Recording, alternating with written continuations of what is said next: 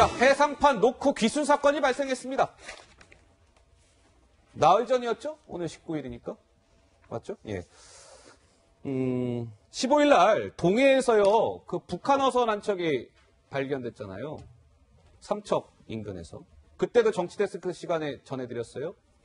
도대체 우리 군 당국 뭐 한 겁니까? 삼척 그 인근까지 북한 어선이 둥둥둥둥 떠내려올 때까지. 근데 김민지 기자, 네. 이게 끝이 아니었어요?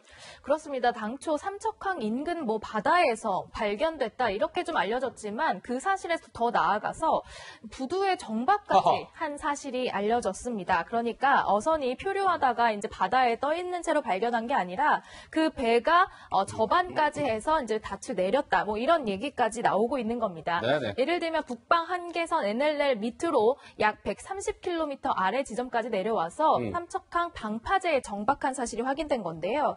당초 알려진 최초 신고자와도 내용이 다르게 바다에서 조업하던 어민이 아니라 방파제에서 낚시를 하던 낚시꾼이었다 얘기가 나옵니다. 주민 목소리를 들어보시죠. 낚시꾼이 일찍 나와 있으니까 그 사람이 보고는 신고했다. 표류라는 거는 배가 떠밀려서 나가는 건데 항구 안에 들어왔다는 거는 자기네 동력으로 인해서 자발적으로 온 것입니다. 자, 황당한 일이 발생했다라는 목소리가 높습니다. 자, CCTV 화면 좀 주세요. 제가 조금 전에 당시에 이제 CCTV를 좀 이제 확보를 했는데요. 저 삼척항 인근의 저 빨간색 원안에 저게 이제 북한 어선들이 타고 있는 어선이에요. 목선. 유유히 어떤 누구의 제지도 받지 않고 삼척항으로 접근을 해오죠. 그 과정에 누굽니까? 물어보는 사람 한 명 없습니다. 쭉쭉쭉쭉 유유히 둥둥 떠서 삼척항의 방파제에 정박을 딱 해놓은 거예요. 근데 아까 그래픽 화면 다시 한번 주세요. 저 삼척항까지 저 목선이 떠내려오는 데는요, 시청자 여러분, 저 NLL을 넘어서 130km를 둥둥 떠온 거예요. 그때까지 우리 군, 해경, 육군 아무도 몰랐어요. 방파제에 정박 그냥 그대로 떡하니 시켜놨습니다. 이동훈 의원님, 이게 있을 수 있는 일입니까? 저도 그 처음에 국방부 합참이죠. 합참 발표를 보고 약간 놀라면서도 그런가 했는데 지금 밝혀지는 거는 합참의 설명이 하나도 안 맞는 것 같아요. 일단 표류했다고 그러는데 표류가 아니라 북에서 여기까지 항해를 해서 온 겁니다. 자기 동력으로. 그리고 처음에 무슨 방파제에 접안했다거나 또는 해안에서 발견된 것처럼 했는데 그렇지 않죠? 아까 우리 김민지 기자 설명한 것처럼 삼척항 부두로 아예 들어와서 접안을 한 거 아닙니까? 접안을 했어요. 그렇습니다. 예. 그리고 이제 원래 어민이라고 발표를 했던 것 같은데 예. 그 지금 조사하는 결과가 나오는 걸 보면 어민이 아니라 4명의 탑승자 저 선원 중에서 2명은 아예 그 귀순을 목적으로 왔고 예. 2명은 조금 그 의도는 불명한 것 같습니다. 근데 현재 2명은 그 이미 그 송환을 했거든요. 예. 근데 지금 그 귀순한 2분이 귀순한 걸로 밝혀지면은 아마 돌아간 그 2분도 굉장히 어려움에 처할 가능성이 있는데 예. 그런 걸 좀 종합적으로 염두에 두고 조치를 한 건지 또 발표를 한 건지 굉장히 갈수록 의구심이 많아지는 지금 상황입니다. 자, CCTV 화면에 이어서요. 이번에 사진 좀 보여드릴게요. 바로 이겁니다. 이 북한 어선이 삼척항 방파제에 어느 누구의 제지도 받지 않고 정박을 시켰는데요. 저 북한 목선 보세요. 배와 육지와 왜 배가 떠내려가면 안 되니까 이게 보통 이렇게 홑줄이라고 하죠. 홑줄. 저 줄. 저게 이제 북한 어민들이 그냥 아무 누구의 제지도 받지 않고 우리 육지와 딱 연결을 시켜서 홑줄까지 저렇게 했다는 거예요. 그 육지까지 그냥 왔다는 겁니다. 잠시 후에 또 새로운 내용을 저희가 전해드릴 건데요. 만약에 저게 북한 어민들이 아니라 뭔가 나쁜 마음을 품은 특수부대원들의 기습 침투 상황이었다면 조 부장은 어땠을까요? 아유, 이게 진짜 깜짝 놀랄 일이죠. 저는 96년에 강릉 잠수함 사건도 취재를 했고요. 예. 98년에 동해에서 잠수정 침투 사건이 있었는데 그때도 취재를 했어요. 그런데 지금 발견 시점을 보면은 NLL부터 남쪽으로 130km 떨어진 삼척항 부근입니다. 예. 그렇기 때문에 이거는 정말 만약에 뭐 무장 공비라든지 그런 사안이었으면 굉장히 크죠. 그러니까요. 그리고 우리 지금 해상, 육상 경계가 다 뚫렸잖아요. 다 뚫렸다. 해군도 몰랐다. 예. 해경도 몰랐다. 또 이 육지 인근을 지키는 건 또 육군인데 육군도 몰랐다는 거예요. 예. 어민 신고 아니었으면 대체 이것을 어떻게 할 수 있을까? 아하. 예, 굉장히 심각한 사안이죠. 삼척항 인근에 거주하는 주민들은 시청자 여러분 얼마나 불안들하시겠습니까? 채널A 취재진이 조금 전에 삼척항 주민들의 목소리를 담아봤습니다. 직접 듣고 오실까요? 전화를 좀 해야 되니까 이건 낚시하는 분인데 핸드폰을 좀 빌려달라 그래가지고 당연히 불안하죠. 왜냐 그러면은 그 이거 공기들처럼 만약에 무장을 했으면은 여기 어민들이 다 사살된 거 아니겠습니까? 맞잖아요. 이 사람들이 처음에 이쪽으로 온 게 아니고 저쪽 항구 쪽으로 뒤에 오븐이라는 동네로 갔다가 다시 이제 이 항구로 온 거니까 자기네들이 다 알고 온 거 아니겠습니까? 삼척항 주민이 무장을 했으면 여기 어민들이 다 사살된 거 아니겠습니까? 이런 불안감을 호소했습니다. 조금 전에 제가 말씀드린 것처럼 북한 어민들이 저 목선을 타고 둥둥 떠와서 저 호주를 그냥 무방비 상태로 연결할 수 있었다라고 말씀을 드렸는데요. 그래픽 화면 한번 주시죠. 호주를 묶어놓고 북한 그 목선에 타고 있던 어민 4명이 우리 육지에 다다랐습니다. 육지에 와서 우리 주민들과 대화까지 나눴다는 거예요. 우리 주민이 어디서 왔습니까? 그랬더니 북한에서 왔습니다. 북한에서 왔으니 휴대전화 좀 빌려달라고까지 우리 주민들한테 얘기했답니다. 글쎄요, 이도원 의원님 이게 참 어떻습니까? 진짜 그 놀라운 일인데, 그러니까 북에서 온 저분들은 우리의 지금 어떤 해안 경비라든지 아니면 어떤 항구의 주민이라든지 이런 모든 상황을 마치 다 알고 온 것처럼 지금 행동하지 않습니까? 예. 우리는 북한에 대해서 얼마나 알고 있는지 모르겠는데 이게 굉장한 안보적 위협이 되는 것 같고 특히 아까 무장공비 얘기도 나왔지만 삼척항 주민들로서는 굉장히 그런 게 불안할 수가 있겠죠. 근데 조금 더 이거는 그거보다는 좀 큰 차원에서 봐야 될 것 같습니다. 그렇습니까? 그러니까 예전에 이제 무장공비를 보내는 거는 어떤 이제 우리 후방에서 혼란을 일으키기 위한 건데 사실 지금은 이런 무장공비보다는 어떤 문재인 정부의 대북 정책 때문에 약간 그러니까 국민들이 어떤 혼선이나 혼란을 겪는 측면이 좀 있는 것 같습니다. 예를 예. 들어서 9.19 남북 군사 합의로 인해서 우리 경계태세가 조금 좀 해이해진 거 아닌가. 네. 그런 전반적인 차원에서의 약간 우리 국방에 대한 태세 문제를, 경계태세 문제를 한번 짚어볼 필요가 있는 사건이 되는 것 같습니다. 예. 조금 전에 저 그래픽 화면에서 또 하나 짚어야 될 게 있는데요. 바로 이겁니다. 아까 주민들에 따르면 군 당국이 발견했어야 할 저 북한 어민이 타고 있는 목선을 고기 낚던 낚시하시는 분이 발견했다는 거 아니겠어요? 그 자체도 황당한 것인데 저 빨간색 박스 3개를 좀 봐주세요. 자, 주민 신고 후에 해경 순찰차가 출동을 합니다. 그리고 20분 뒤에 해경 경비함이 도착을 해요. 그런데 해경 경비함이 20분 정도 후에 도착했다는 것도 좀 늦은 거 아니냐 이런 비판이 나오는 가운데 우리 무장 병력을 실은 군 트럭은 신고 이후에 1시간 뒤에나 트럭이 출동을 합니다. 저 군 무장 병력을 태운 트럭이 도착했을 때는 이미 저 목선이 해경 경비함에 의해 예인된 그 이후였습니다. 조 부장. 네. 우선은 우리의 감시 체계를 조금 설명을 드려야 될 것 같습니다. 해군이 NLL을 경계를 해요. 예. 그리고 해경은 NLL 이남의 선박을 감시를 합니다. 그래서 혹시 북한의 어선이라든지 제3국의 어선이 아닐까 이런 거는 이제 해경이 한다는 얘기죠. 예. 그리고 육군은 일정한 거리 이내의 해안 감시 활동을 해요. 그런데 지금 그래픽만 보시더라도 이 3중 감시 체계가 모두 다 무너진 거예요. 아하. 이게 굉장히 심각한 거죠. 예. 네. 그리고 지금 당국이 15일 날에 표류란 단어를 썼어요. 표류. 예.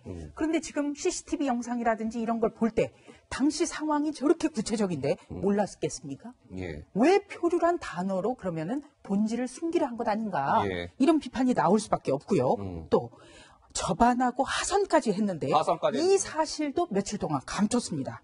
그러니까 어떻게 해서든 이거는 막아야 된다. 예. 이런데 급급해 있다는 거죠. 이거는 정말 더 기강회의가 더 크다고 봐요. 이런 거. 예.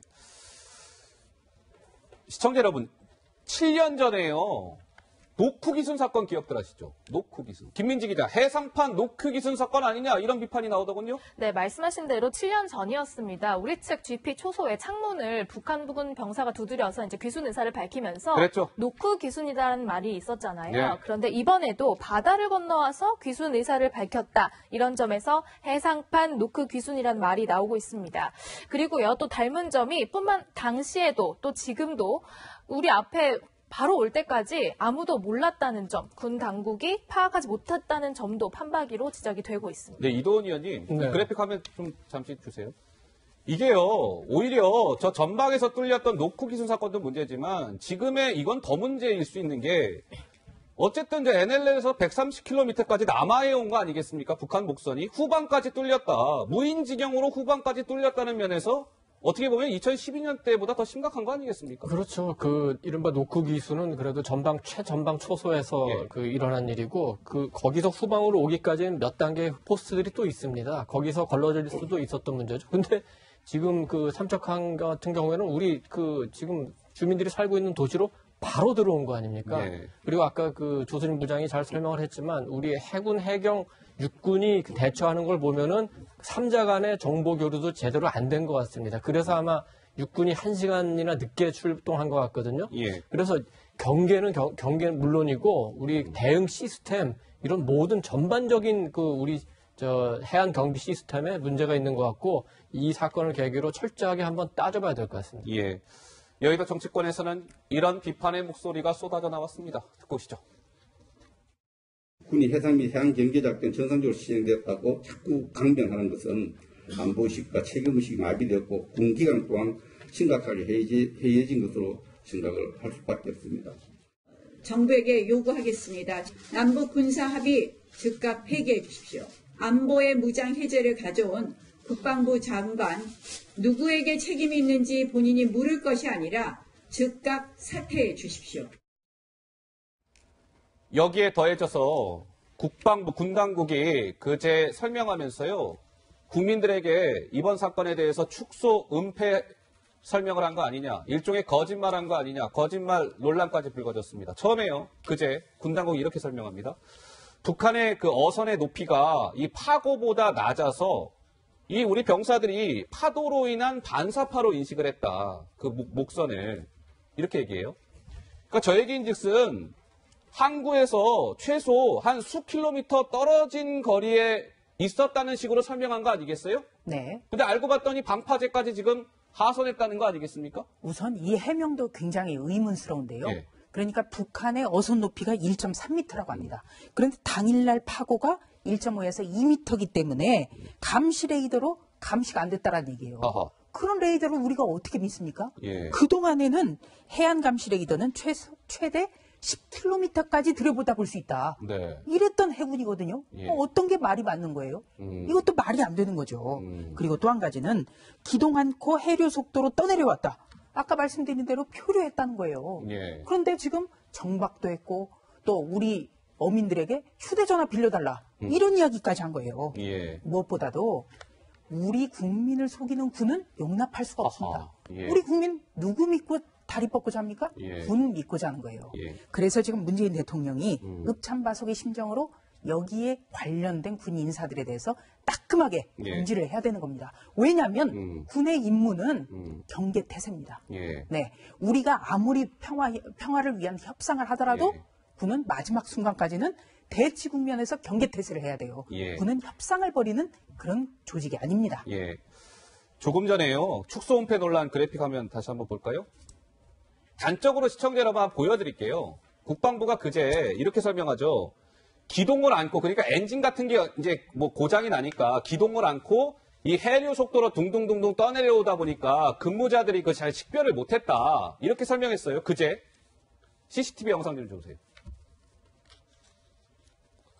시청자 여러분들 보시기에 저 배가 엔진이 고장나서 그냥 둥둥 해류 속도에 그냥 떠내려오는 것처럼 보이시나요? 방향까지 틉니다. 엔진으로 이렇게 유유히. 국방부의 설명이 거짓말한 거 아니냐 이런 논란이 불가피해 보이는데요. 이도훈 의원님. 그러니까 그 시간이 갈수록 자꾸 이제 말이 바뀌는데 아까 처음에는 그 어선의 높이가 파고보다 낮아가지고 그 식별을 못했다고 그러는데 지금 이제 최신 보도를 보면은 아마 레이더에 잡히긴 잡혔던 모양입니다. 예. 근데 너무 물체가 작아가지고 그 파도 반사파로 인식했다는 건데 그렇다면은 애초에 그 식별이 됐을 때 그걸 경계를 그 제대로 안 한 책임이 더 커지겠죠. 예. 그리고 기류를 하지 않고 해류 속도로 떠내려와서 근무자들이 식별을 못했다는데 사실 저 배가 내려왔을 때는 해류가 바뀌어가지고 남쪽에서 북쪽으로 올라갔기 때문에 예. 만약에 표류를 했다면 저 배는 아마 북한으로 밀려 들어갔어야 될 상황입니다. 아하. 그래서 아직까지도 조금 뭐 사과를 하는 듯 하긴 하지만 지금까지도 국방부 발표를 또 합참 발표를 전적으로 신뢰할 수 없는 게 이렇게 시각각 말을 바뀌니까 내일 되면 또 어떤 상황이 나올지 참 걱정되는 상황입니다. 예. 자, 김민지 기자. 국방부를 이끌고 있는 정경두 국방부 장관, 이번 논란에 대해서 좀 입장을 내놨다고요? 네, 그렇습니다. 앞서 오늘 국방부에서 전군 지휘관 회의가 열렸습니다. 거기에서 이제 포착된 메모의 모습인데요. 그 작전이 실패했다, 이런 메모가 등장하죠. 이게 바로 이진성 8군 단장이 정경두 국방부 장관의 발언을 받아 적은 그런 메모인데요. 정 장관은 이번 사건에 대해서 경계작전을 실패했다, 이렇게 규정을 하고 엄중하게 책임을 묻겠다, 이렇게 말했는데요. 목소리로 확인해 보시죠. 지난 6월 15일 발생한 북한 어선 관련 상황에 대해 우리 모두는 매우 엄중한 상황으로 인식해야 합니다. 우리가 100가지 잘한 것들이 있더라도 이 한 가지 경계작전에 실패가 있다면 국민의 신뢰를 얻을 수가 없습니다. 우리는 경계작전 실태를 꼼꼼하게 되짚어보고 이 과정에서 책임져야 할 인원이 있다면 엄중하게 책임을 져야 할 것입니다. 정경두 국방부 장관, 오늘 전군 주요 지휘관에 의해서 경계작전에 실패했다는 식으로 이야기했습니다. 근데 군이 아직도 정신 못 차린 거 아니냐, 이런 비판이 나오는데요. 그 이유는 오늘 국회 국방위원장인 안규백 위원장이 합참으로부터 아마 관련해서 보고를 받은 모양이에요. 근데 합참에서는 안규백 국방위원장한테 이렇게 얘기했답니다. 합참에서는 경계 실패를 인정하지 않았다. 이도원 의원님, 장관은 경계에 실패했다는 식으로 얘기했는데 합참은 실패한 건 아니라고 하고요. 실패를 인정하면 이제 책임을 져야 되니까 예. 책임이 지기 싫다는 얘기겠죠. 네, 지금 정경두 장관이 여러 말씀을 했습니다만 과연 정 장관이 이렇게 떳떳하게 말할 수 있는 상황인지 조금 의심스러운 측면이 있습니다. 왜냐하면은 지난 1일 날 싱가포르에서 열린 아시아 안보회의에서 정경두 국방장관이 북한의 미사일 발사 관련해가지고 북한이 대화를 하기 위해서 그런 의도로 미사일을 쏜 거다 이렇게 얘기를 했죠. 예. 또 우리 문재인 대통령은 얼마 전 스웨덴에 가서 남북 평화를 지키는 거는 무력이 아니라 군사력이 아니라 대화다 이렇게 얘기했죠. 예. 그러니까 위에서 이런 지침을 주고 대북 유화 정책을 계속하면은 일선 군들은 그만큼 마음이 풀어지지 않을까요? 아하. 그런 전체적인 지금 우리 대북 유화 정책, 우리의 안보 정책 이런 큰 틀에서 전체적인 분위기가 좀 이완돼서 이런 사건이 일어난 거 아닌지 예. 그런 차원에서 한번 바라볼 필요가 있을 것 같습니다. 예. 논란이 당분간 더 이어지지 않을까 싶네요.